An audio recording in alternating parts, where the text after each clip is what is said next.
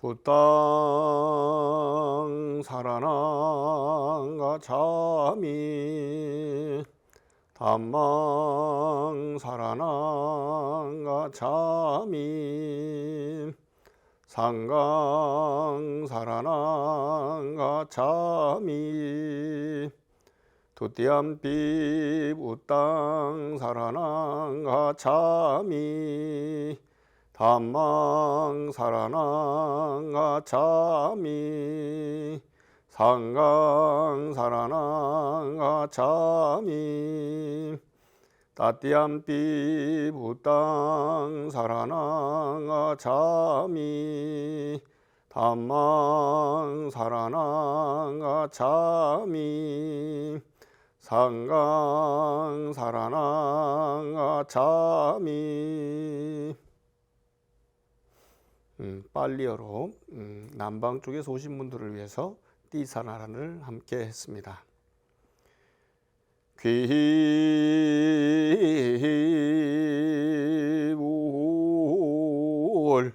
양족전 귀법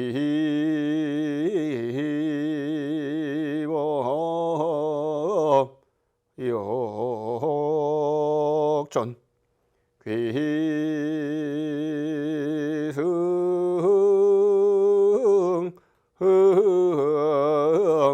중중전. 네, 한문으로 된 삼기인데요. 한글로 또 하겠습니다.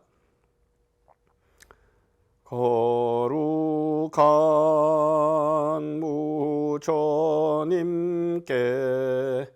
귀의합니다. 거룩한 가르침에 귀의합니다. 거룩한 스님들께 귀의합니다.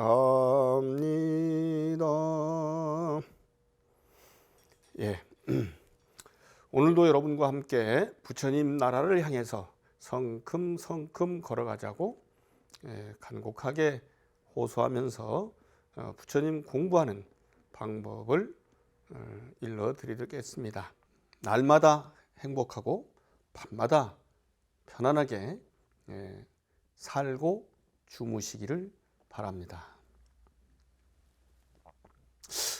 처음 인사말이 이상하게 들리시나요? 뭐 그러실 수도 있을 것입니다. 오늘의 설법 주제는 길이 먼 이 밤이 긴 자에게 라는 제목으로 여러분들께 말씀을 드리려고 합니다. 저는 불교인입니다. 불교를 수행하는 부처님의 가르침을 닦아나가는 수행자, 승려입니다. 우리는 성직자라는 단어를 쓰지 않습니다. 성직이라는 것을 갖지 않고 수행을 하면서 제가 닦아서 알고 있는 것들을 나누는 그런 일을 하는 것이죠. 저희들의 스승 붓다 샤카무니, 그분의 원래 이름은 고타마 시타르타였다고 합니다.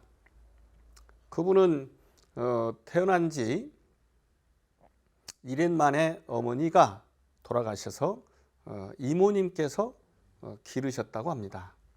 19살에 아름다운 여인을 만나서 혼인을 하고 29살에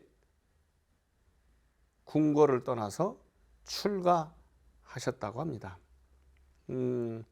일반적으로 생로병사, 태어나고 늙고 병들고 죽는 누구도 피해갈 수 없는 그런 인생의 길을 좀 벗어나 보자 출가를 하셨다고 그렇게 얘기합니다.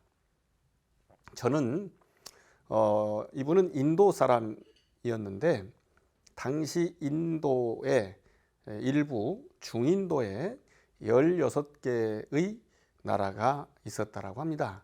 그 가운데 아마 한 17번째쯤 되는 자그마한 나라의 왕자였다고 합니다. 그 자그마한 나라의 왕자, 매우 힘든 미래가 예정되어 있었을 것이라고 생각을 합니다.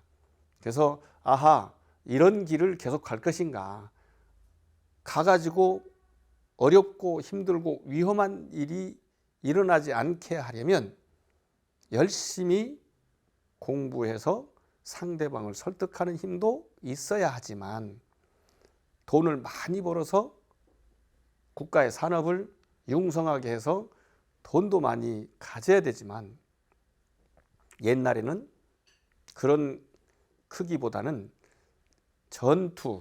전쟁을 통해서 남들을 이겨야 하는 그것이 꼭 필요했을 것이라고 봅니다.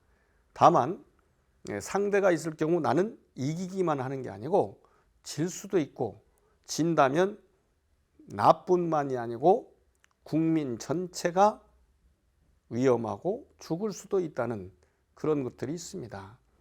지금 이 시대에도 그런 어려움을 겪는 경우가 있습니다. 우리나라가 세계에서 경제적으로 이미 10위권을 넘어선 것은 우리 국가의 안보를 튼튼하게 한 그런 부분도 있고, 경제를 발전시켜서 경제가 곧 안보이기도 하고, 그리고 이웃과의 이 관계에서 서로가 생각이 다르다 할지라도 문호를 열어가지고 교류를 함께 하고, 그 건전한 교류와 그리고 경제 활동을 통해서 전쟁의 위험을 없게 하는 슬기로운 안보 의식이 상당히 중요하게 작용한 부분도 있다라고 생각을 합니다. 그래서 그 당시 지금과 같은 개혁 개방만으로는 가능하지 않은 시절에 우리 고타마 시타르타 왕자에게는 정말로 힘든 일들이 기다리고 있었다라고 생각합니다. 그래서 29살에 출가해서 6년 동안 열심히 수행정진해서 생로병사가 이어지고 되돌아가고, 그런 윤회의 삶, 삼사라, 리버스를 끊어버리는 그런 경지에 이르렀습니다. 이것을 우리는 깨달았다고 하고, 이것을 우리는 니빠나를 얻었다고 하고, 이것을 우리는 붓다가 되었다라고 이야기합니다. 이 부처님께서는 당신 혼자만 그렇게 살려고 한 것이 아니고 수많은 중생들에게 그런 삶을 살게 함으로 인해서 괴로움이 근본적으로 쓰러지도록 하는 삶을 평생 동안 사셨습니다. 35살에 깨달음을 얻고 36살 때부터 다른 사람들에게 당신이 깨달은 내용을 전해서, 그리고 깨닫는 방법을 알려주어서 당신처럼 되게 하기 위해서 무던 애를 썼습니다. 얼마만큼 애를 썼냐고 하면 80살이 되었을 때, 요즘은 80살이 그렇게 곧 죽는다 이런 표현을 하지 않을 만큼 매우 건강하고 오래오래 사는 분들이 늘어났습니다. 하지만 지금으로부터 2600여 년 더 전에 그때 태어났던 분이시기 때문에 오래 사는 사람들이 많지 않았거든요. 그런데 그 80세에 삐걱거리는 그 몸으로 낡은 수레, 부서진 수레가 굴러가는 것 같다라고 본인 스스로 이야기했던 그분께서 드디어 80세 되던 어느 날, 우리 북방 불교에서는 음력으로 2월 15일 날 열반에 드셨다라고 그렇게 생각을 하고 있습니다. 남방 불교에서는 음력으로 4월 보름, 사실은 보름이란 말이 요즘은 획일화되어 있지만 만월일에 태어나시고 깨달음 얻으시고 열반, 곧 돌아가셨다는 그런 믿음이 있습니다만, 우리 북방불교, 특히 한국 불교에서는 2월 만월일 또는 보름에 돌아가셨다, 열반하셨다, 이렇게 알고 있습니다. 부처님께서 돌아가셨다, 열반하셨다는 소식을 듣고 멀리 전법 활동을 하러 떠났다가 늦게 돌아온 제자가 있었습니다. 마하가사빠, 마하가섭이라고 하는 제자입니다. 실제로 지금도 인도라는 나라가 얼마나 넓습니까? 우리나라의 약 한 30배 정도 넓이가 되지 않나 싶은데요. 인구도 지금 13억 가까이 된다라고 그렇게 알려져 있지만, 옛날에는 지금의 삼각형 같은 인도 반도만이 인도가 아니고 더 넓은 지역에서 간다라 지역, 그리고 실크로드 가까이까지, 실크로드 일부까지 포함한, 요즘 같으면 우즈베키스탄 같은 나라까지도 인도였다라는 그런 기록들이 있습니다.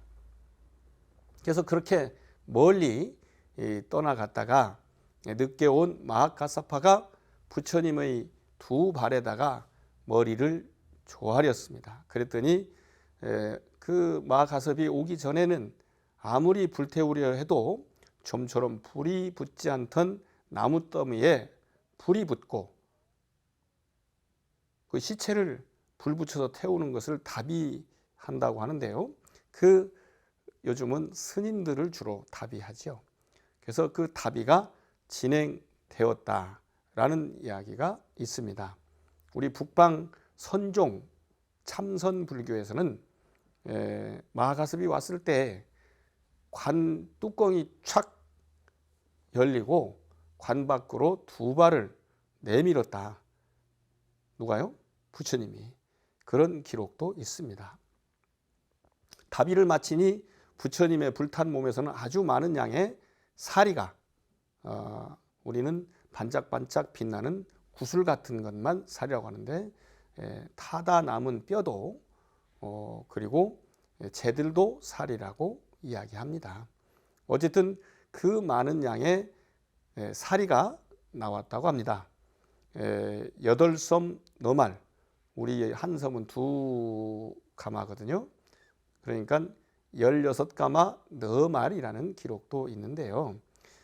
그 사리가 나오니까 부처님을 너무너무 존경하던 16개국 나라 가운데 큰 나라가 8개 정도 나라가 있었는데, 큰 나라가 임금들이 와가지고 서로 사리 모두 우리가 가져가겠다 라고 주장하는 바람에 전쟁이 일어날 뻔했다고 해요.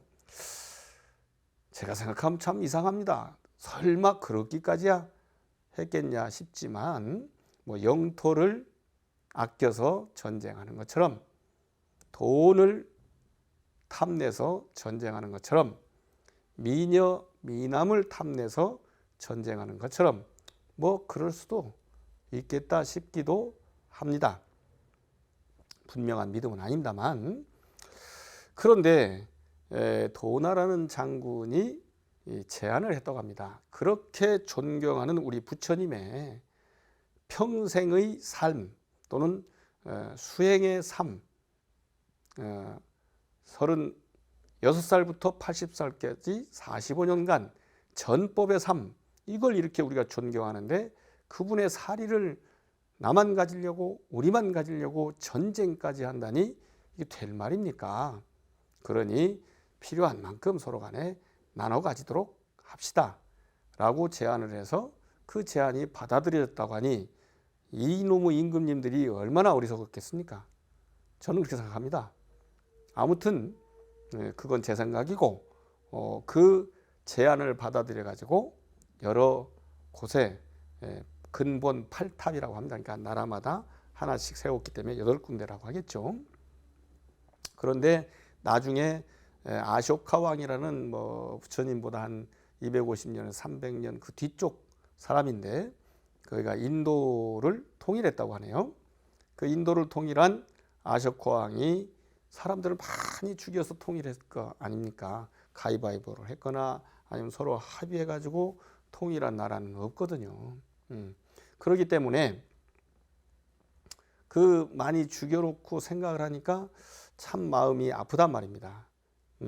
그래서 좋은 가르침을 찾아보려고 했는데 사리탑이라는 게 있었다는 거죠.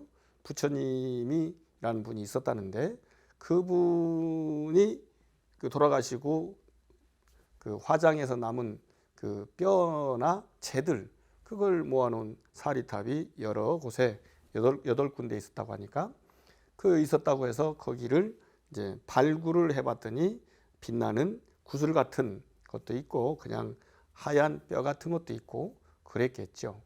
그리고 거기에 부처님의 가르침들이 좀 들어있고 그리고 이렇게 살아라 라고 하는 삶의 명령, 이것을 우리는 신라, 위나야, 계율이라고 이야기를 합니다.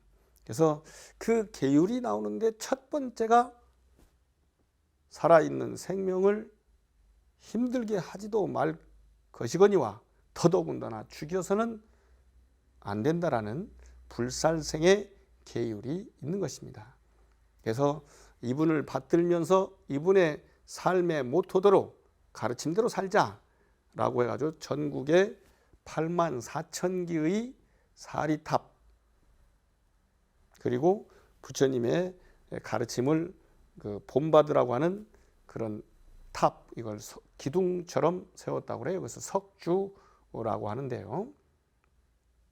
사자가 위에 있고 그 다음에 8가지 바른 길이라고 하는 부처님의 기본 정신 8정도가 새겨져 있고 그런 기둥이 있습니다. 그 기둥을 세웠다고 하고 그것을 나중에 펠리오라는 발굴가가 발굴을 해보니까 있어서 고타마 시타르타 샤카무니가 전설 따라 삼천리에 나오는 사람이 아니고 역사적인 인물, 히스토리칼 퍼슨이라는 것을 히어로라는 것을 알게 됐다 그런 얘기입니다. 그래서 그 부처님께서 열반하시고 사리 다비를 모시고 나서 6개월 뒤에 왕사성, 요즘 라자 기르라고 하는데요. 라자가하라고도 하고요. 거기에 칠렵굴이라고 하는 곳에서 500명의 아라한이 모여서 부처님의 가르침을 모았다고 합니다. 아까 마가섭 얘기했는데 마가섭 장로가 좌장이 돼요. 최어면이 돼가지고 진행을 하고 천민으로 출가해가지고 계율 지키기의 으뜸이라고 칭찬받은 우빨리 장로가 계율을 먼저 송출하고 그 송출을 어떻게 했냐면 이러이러한 일에 이러이러한 설법을 하시고 이러이러한 행동은 열반을 얻는데 깨달음을 얻는데 성불하는데 방해가 걸림돌이 되니 하지 말라고 하셨다라고 읊으면 나머지 장로 아라한들이 그렇다고 기억을 떠올려 다시 암송하는 그런 방식이었다고 합니다. 그때의 말씀들을 모은 것이 율, 위나야라고 한다고 합니다. 그 말씀들 가운데 아난다 장로가 따로 기억을 떠올려서 암송을 합니다. 그게 무엇이냐면 부처님께서 누구누구와 어디에 계실 때 누가 어떤 것을 물었고 이리저리 답하셨다. 어떤 경우는 이 사람들이 공부하려면 이런 것을 궁금해하겠구나. 이것을 알려주면 참 좋겠다.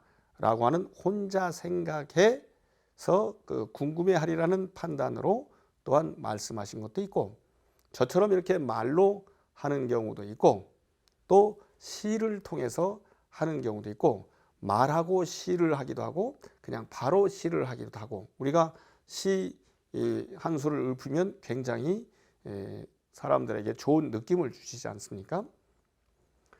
오소요 오소요 어서 오셔요.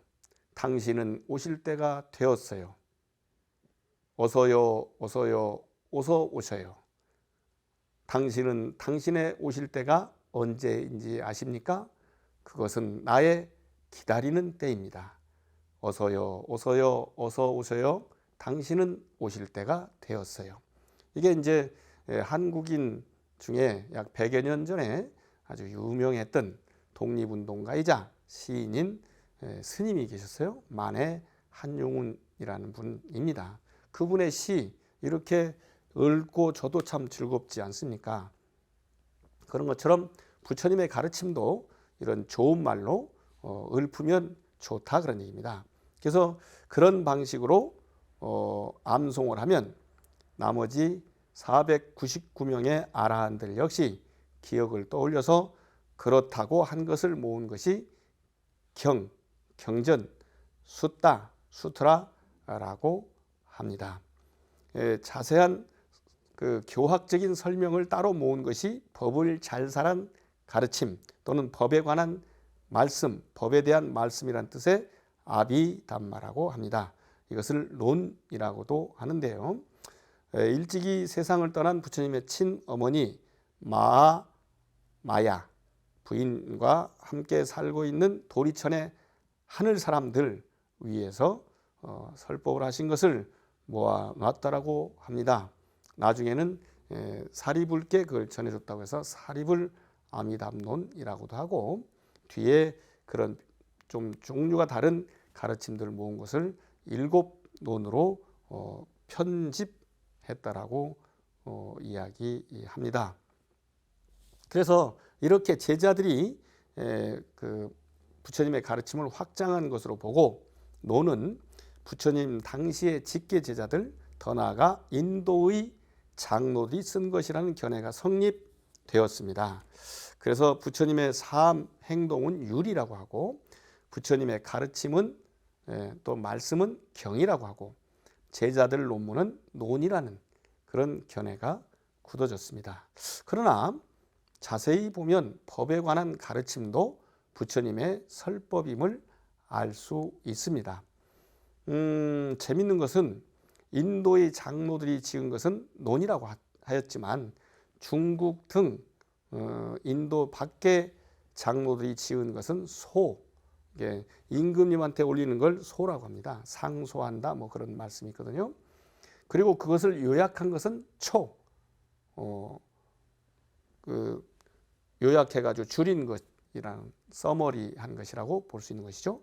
등으로 구분했는데 우리나라 한국 신라의 아주 훌륭한 스님 원효라고 하는 스님이 있었습니다. 참 어떤 그 신학자가 신부님이 되기 위해서 유럽으로 유학을 가가지고 열심히 신학을 공부했는데 그 나라 그 지도 교수가 그대는 한국 사람이지? 네, 한국 사람입니다. 원효라는 훌륭한 스님이 계셨는데 아는가? 원효요? 뭐 잘 모르겠는데요. 어떤 분인가요? 아하, 나는 알고는 있지만 너희 나라 사람이 아니니 너희 힘으로 원효라는 스님에 관해서 연구조사해서 나한테 돌아와서 보고를 하거라 라고 해서 와가지고 원효를 공부하다가 신학자가 또는 신부가 되는 길을 버리고 마다하고 불교학자가 되어서 불교학을 매우 많이 잘 연찬하면서 사시다가 한국불교연구원이라는 것도 만들었었고 동국대학교 교수를 하셨습니다. 국제 세미나를 하는 중간에 점심을 잡숫고 잠시 의자에서 조는 듯 돌아가셨다라고 그렇게 얘기하는 이기영이라는 박사 이야기입니다. 그런데 거기에 나오는 원효 스님이 정말로 아주 유명한 분입니다. 아주 훌륭하고 그분의 책들이 한 300권 가까이 됐다고 하는데 애석하게도 우리나라에는 그 남아있는 자료가 별로 없고 일본에 많이 있고 또 일본에도 다 있는 것은 아닙니다. 아무튼 그분이 금강산매경이라는 경전에 관한 해석을 쓴 것이 금강산매경소인데 중국 사람들, 당나라 사람들이죠. 중국 사람들이 이 원효의 스님을 보고서 이것은 부처님의 가르침에 버금가지만 부처님은 아니니까 인도의 대장로들이 지은 수준인 논이라고 불러야 옳다라고 해서 본인이 금강산매경소라고 쓴 것을 금강산매경론이라고 그 위상을 높여 불렀습니다. 그런데 더 재밌는 것은 선종의 제2비조라고 할 수 있는 육조 현의라는 스님이 있었습니다. 그분의 법어를 모은 것을 법어집이라고 하는데요. 그것을 후대의 사람들은 육조단경 또는 법의 보배라고 하는 법보단경이라고 해서 부처님의 가르침인 경의 지위까지 부여한 것이 있습니다. 이것은 아마도 민족주의적 성향과 약간의 사대주의적 경향일 것입니다. 우리나라에서도 경이 만들어지기는 했습니다. 이른바 직지심경이라고 해서 아주 유명한 그 법어집입니다. 사실은 백운, 화상, 초록, 불조, 직지, 심체, 요절이라는 것이 원래 책의 이름입니다. 그런데 부처님과 조사 스님이 가르친 또는 가리킨 마음의 몸, 마음의 몸이란 말이 좀 묘한데요. 심체라고 한 것을 제가 그렇게 해석하는 것입니다. 마음의 몸에 관한 요긴한 가르침이라는 뜻입니다. 고려시대에 우리 불교 전체를 통합했던 태고보우, 지금 제가 속해 있는 태고종의 종조 조사인 태고보우국사처럼 원나라의 서곡 청공선사의 법을 이어받았다고 하는 백운경안이라는 그 스님의 고승법어, 물론 부처님 앞 이야기도 나오고 그리고 마가섭부터 보리달마까지 또 그리고 그 이후에 중국 조사들까지 법어를 다룬 것입니다. 그러기 때문에 어찌 보면 깨달음을 얻은 분들의 가르침이니 경전이라고 할 수도 있겠다 싶기는 합니다. 어쨌든 백운경한 스님의 고승법어 요약집입니다. 고려 승려가 썼지만 불조라고 했으니 부처님과 부처님처럼 받들어지는 조사 스님의 깨달은 소식 이야기이니 경전이라고 할 수 있겠다 싶기도 합니다. 백운경한 스님의 가르침을 살짝 제가 여러분과 함께 해보겠습니다. 흐르는 물은 매를 나가도 매를 그리워하지 않고 흰 구름은 골짜기에 들어서도 맘 없다네. 이한 모모고감도 구름물과 같아. 몸은 다시 와도 눈은 처음 그대로네. 유수 출산 무연지하고 백운 귀동영 무심이라. 일신 거래여 운수하리니 신시중행 아한시초를 알아.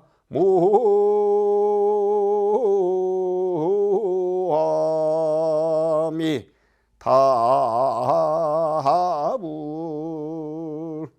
우리나라 불교에서 훌륭한 스님들의 그 가르침의 시 개성을 읽고 나면 마지막에 나무아미타불을 함께 합니다. 아무튼 그리하여 율장, 경장, 논장이 성립을 했고 부처님의 가르침 이것은 사사나라고 하고 부처님의 법 이건 담마라고 하고 부처님의 말씀 이것은 숫다라고 하고 그것을 신비롭게 표현한 것을 주문, 만트라라고 합니다. 근데 이 말이 모두 같은 뜻입니다. 비슷한 뜻입니다. 밀교 바주라야나에서 주문이라고 하는 신기하고 묘한 것처럼 훌륭한 가르침이라는 말이 주문이라는 말이에요. 우리는 반야심경, 히드라 수트라에서 이제 그 읽어볼 수 있는데요. 그보다 더 힘이 센 것은 무드라라고 이야기합니다. 무드라. 여러분들은 우리나라에 와서 혹시 보셨을런가 모르겠는데 삼국유사라고 고구려 백제 신라의 이야기 속에서 신라가 당나라 군대를 물리치는 방법 중에 손으로 법을 실천하는 무드라 이야기가 문드라 비법이라고도 나오고요. 그 다음에 우리나라 영화 중에 나란말씀이라고 해서 전 세계에 한글이라는 것이 굉장히 훌륭하고 자기네 나라 말이 없는 사람들은 이걸 가지고 배우고 익히면 참 좋다라고 이야기합니다. 실제로는 중국말을 어떻게 발음하는가 이것을 가르친 것이었는데 이거 한글은 소리글만이 아니라 뜻글이기도 합니다. 아무튼 나란말싸미에 무슨 주문이 나와요. 이것은 만트라라고 하고 이 주문 말고 손으로 하는 문두루 비법이라고 하는 것은 무드라입니다. 그 손동작이어서 수인 또는 결인이라고 하고 저 뒤에 부처님이 이렇게 하고 있거나 이렇게 하고 있거나 이렇게 하고 있거나 이렇게 하고 있거나 아니면 이렇게 또는 이렇게 하고 있는 것, 이것이 이렇게 하는 것은 참선하는 것, 도를 닦는 것이고, 또 이렇게 하고 있는 것은 깨달음을 얻은 상태, 항마촉지라고 해서, 그리고 이렇게 하고 있는 것은 설법하는 것입니다. 그 손가락이 향하는 곳 따라서 그 레벨, 수준을 의미하기도 합니다. 그래서 이 불교 경전에 여러 가지 이야기들이 많이 나와 있는데 불교 경전에 길고 멀다는 표현이 나옵니다. 어떤 것이 길고 뭔지 쉽게 잘 가려지지 않기도 합니다. 그런데도 쉽지 않아요. 잘 공부를 해야 해서 제가 오늘 여러분들께 알려드리는 것이 있습니다. 잠 못 드는 이에게 밤은 길고 지친 이에게는 가까운 거리도 멀듯이 바른 진리를 모르는 이에게 윤회는 매우 길다. 법구경 담마바다 제5 어리석은 사람품 첫 개송 곧 전체로 제60개송에 나오는 내용입니다. 주석서에 따르면 어떤 여인이 있었는데요. 그 여인의 남편은 농부였으나 그 여인을 탐낸 임금이 왕이 군인이 되게 했답니다. 당시 왕이었던 빠세나디가 그의 아내를 넘겨다보고 나쁜 짓을 시작한 것입니다. 이자는 제 애비인 코살라 왕도 쿠데타로 죽인 놈입니다. 군인이 되게 해 아내에게 가까이 가지 못하게 하고 멀리, 저 멀리, 예를 들면 우리나라 제주도에 가가지고 연꽃을 오늘 안으로 따오느라 라고 했는데, 요즘은 비행기 타면 잘하면 가능하지만 옛날에는 걸어가야 되니까 얼마나 힘들고 그랬겠습니까? 더더군다나 자기 아내를 넘보는 나쁜 놈, 힘센 놈, 이 생각을 하니까 정말로 미칠 것 같았겠죠. 그래서 이 다녀오는 남자의 길은 멀 수밖에 없을 것입니다. 그래서 길이 멀다, 지친 이에게 가까운 거리도 멀다. 그런데 잠 못 드는 일은 과연 누구겠느냐라고 했을 때 바로 이런 나쁜 짓을 한 놈입니다. 밤에 잠이 잘 올 까닭이 없을 것입니다. 하룻밤에도 꿈을 자주 꾸면서 꿈마다 무서운 신이 나타나서 막 머리를 도끼 같은 것으로 이 나쁜 왕 머리를 내치니까 무서워서 잠에서 깰 수밖에 없었다고 합니다. 이 대명천지 이 시대도 해야 할 일을 하지 못하게 하고 하지 않은 사람들이 제 책임을 모면하라고 오만 가지 핑계를 대고 있다면, 그들에게도 밤이 있다면 길고도 멀 것이다 라고 하는 것입니다. 누구나 다 안전하고 편안하고 좋게 살 수 있는 그런 일들을 앞선 사람들, 지도자들은 해야 합니다. 그런데 애석하게도 주석서에는 이것은 잘 설명하고 있으나 누구에게 밤이 길고 짧은 일은 명확하게 나눠주지 않는데, 불교의 후대 경전이라고 볼 수 있는 아주 뒤는 아니고요. 아까 빨리어로 된 초기 경전과 비슷한 시기이지만 조금 더 정립이 된 산스크리트어로 된 아함이라는 경전이 있습니다. 그 중에 출료경이라는 경이 있습니다. 그 출료경 무상품에 또한 이런 개송이 나옵니다. 잠 못 드는 밤은 길고 피곤한 길은 멀다. 어리석은 삶의 죽음은 길고 바른 법을 모른다. 불매야 창이요 피권도와 창이라. 우생사의 창이요 막지생사이니라. 예, 잠 못 드는 밤은 길고 피곤한 길은 멀다. 어리석은 삶의 죽음은 길고 바른 법을 모른다. 이 경은 참 뒤에 나와서 그런지 아주 자세하게 풀이하고 있습니다. 네 가지 경우에 밤에 잠자는 사람은 적고 깨어있는 사람이 많다고 설명을 하고 있습니다. 첫째, 여자가 남자를 사모하는 경우. 둘째, 남자가 여자를 사모하는 경우. 셋째, 도둑질하는 경우는 깨어있는 사람이 많다는 거죠. 네 번째가 참 재밌습니다. 그리고 특이합니다. 선정을 구하려. 잔나, 요즘 말로 얘기하면 메디테이션. 선정을 구하려 부지런히 바른 법을 닦는 경우, 이런데 밤에 잠자는 사람은 아주 적고 깨어있는 사람은 매우 많다. 그리고 그 세 가지는 깨어있는 밤이 길고 나머지 하나 바른 법을 닦는 경우는 밤이 긴 것을 느끼지 못한다. 이것입니다. 이제 우리 곧 음력으로 12월 7일이 오면 8일날 우리 북방불교에서는 부처님이 되었다고 해서 밤샘 참선을 하기도 합니다. 그런데 보통은 훈련이 덜 돼 있고 열심히 하는 마음이 부족하다. 그래서 의뢰하다 보니까 그 밤이 길고 피곤하고 그러기도 합니다. 그런데 제대로 공부한 사람들의 말을 여러분도 들어보시기 바랍니다. 저도 정말 특이한 그런 수행과 체험을 하기도 했거든요. 그래서 밤새워 참선을 해서도 피곤하지 않을 수도 있는 겁니다. 잠시 1시간을 참선해도 깜빡 졸기도 하지만 그 상태가 좋아지면 선정산매에 들면 우리 화두참선하는 그런 공부법에서는 성성적적하다고 하는데 그것이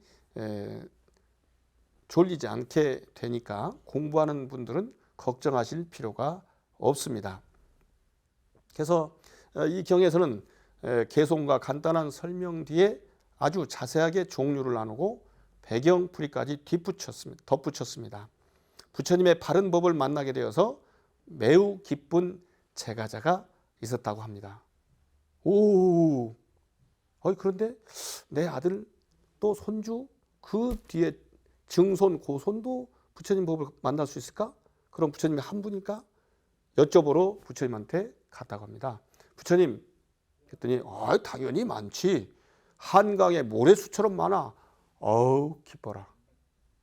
그래서 그냥 안심을 하다가 그런데 왜 나는 이제서야 이 가르침을 만났단 말인가? 그럼 과거에 부처님도 많았단가? 여쭤보자. 부처님, 물론이지. 과거에도 한강에 모래수처럼 많았느니라. 아니 그런데 왜 나는 이것을 아직도 모르고 이제서야 알았단 말인가? 아주 못됐구나. 아주 어리석구나. 그래서 떼굴떼굴 굴렀다라고 합니다.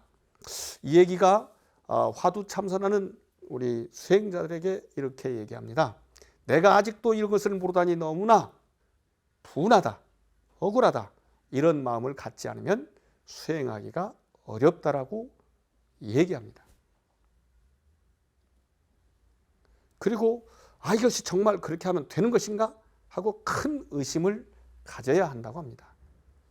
그리고 앞에 하신 분들이 이렇게 했기 때문에 나도 이 길로 가면 분명하게 깨달음을 얻을 수 있겠다라고 하는 굳센 신심이, 믿음이 있어야 한다, 그런 얘기입니다.